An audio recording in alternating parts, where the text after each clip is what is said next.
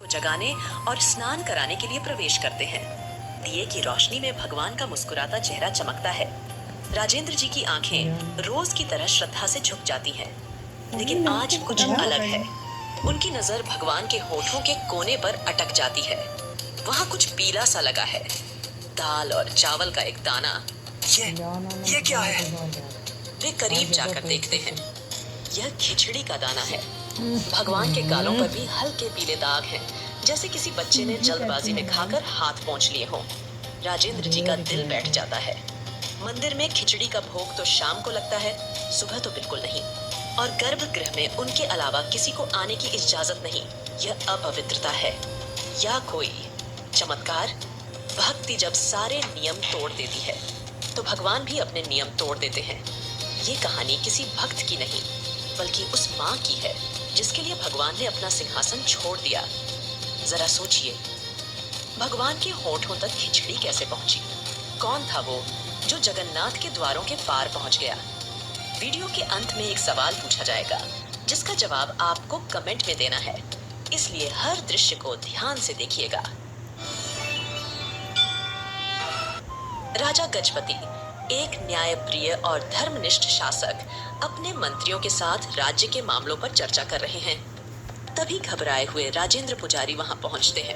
आचार्य राजेंद्र, आप इस समय यहाँ? सब कुशल तो है? महाराज, अनर्थ भी कह सकते हैं और चमत्कार भी। समझ नहीं आ रहा। राजा खड़े हो जाते हैं। दरबार में सन्नाटा छा जाता है। स्पष्ट कहिए आचार्य, क्या हुआ है? महाराज, आज भोर में जब मैं गर्भगृह में गया तो मैंने प्रभु जगन्नाथ के श्रीमुख पर खिचड़ी के कण देखे। पूरे दरबार में कानाफूसी शुरू हो जाती है। खिचड़ी सुबह सुबह? यह असंभव है। क्या आपने स्वयं देखा? कोई भ्रम तो नहीं?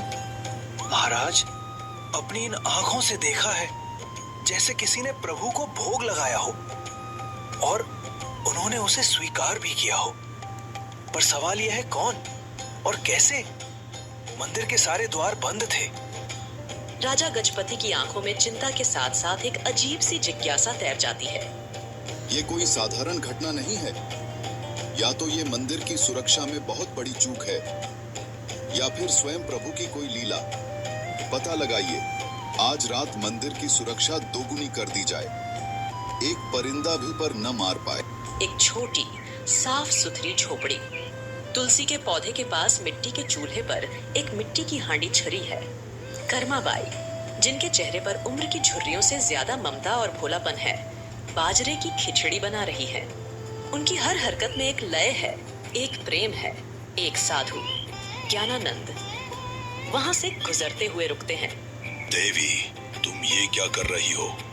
कर्माबाई मुस्कुराकर उनकी ओर देखती है। प्रणाम महात्मा, अपने लाला के लिए भोग बना रही हूँ। उससे मेरी खिचड़ी बहुत पसंद है। लाला और तुमने अभी तक स्नान भी नहीं किया। बिना स्नान किए भगवान का भोग, ये तो घोर पाप है। शास्त्र इसके विरुद्ध है। कर्माबाई का चेहरा थोड़ा उतर जाता है। उनकी आंखों में एक बच्चे जैसी उलझन है। पर महात्मा, मेरा लाला सुबह सुबह भूखा होता है। मैं स्नान ध्यान में लगूंगी तो उसे भोग मिलने में देर हो जाएगी। वो बेचैन हो जाता है। मूर्ख स्त्री, भक्ति का अर्थ अनुशासन है। नियम पहले आते हैं, भावना बाद में। भगवान को तुम्हारी मैली खिचड़ी नहीं, शुद्ध मन और तन से दिया गया भोग चाहिए। कल से पहले स्नान, फिर पूजा और तब भोग बनाना, समझे? कर्माबाई चुपचाप सिर झुका लेती है। साधु ज्ञानानंद संतुष्टि के भाव से आगे बढ़ जाते हैं। तभी एक 7-8 साल का बालक दौड़ता हुआ आता है। उसकी आंखें नटखट हैं और चेहरे पर एक दिव्य चमक। माँ कर्मा, भूख लगी है? खिचड़ी बनी? हाँ मेरे बच्चे, बस बन गई।